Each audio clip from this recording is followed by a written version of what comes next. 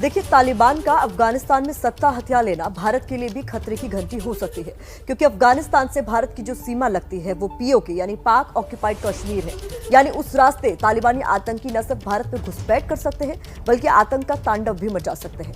इसलिए ही मोदी सरकार की अफगानिस्तान की हर एक हलचल पर पैनी नजर है।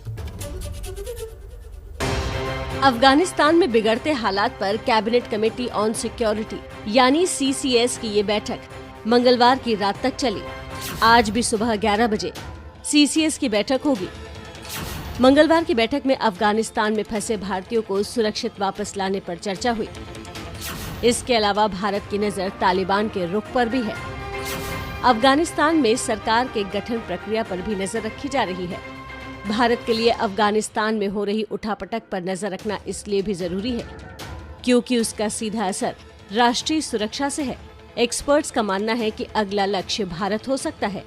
भारत ही एक ऐसा देश है पूरे वर्ल्ड में जिसके 2 नेबर न्यूक्लियर पावर नेशंस हैं।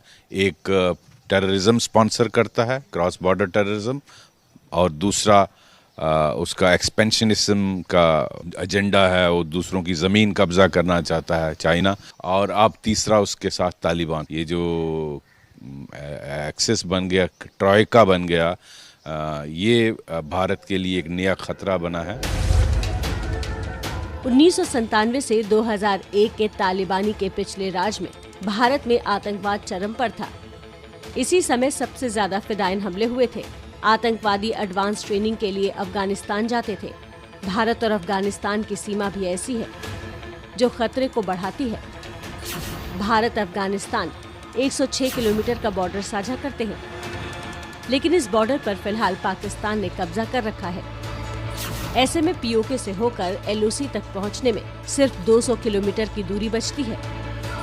इसी गलियारे से ये आतंकी चोरी छिपे भारत में घुसने की कोशिश कर सकते हैं। तालिबान ने वादा किया है कि वो अपनी धरती का इस्तेमाल किसी आतंकी संगठन को नहीं करने देंगे। तालिबान ने भरोसा दिया है कि भारत पुनः निर्माण के काम को जारी रख सकता है, लेकिन तालिबान की कथनी और करनी का अंतर पूरी दुनिया देख चुकी है।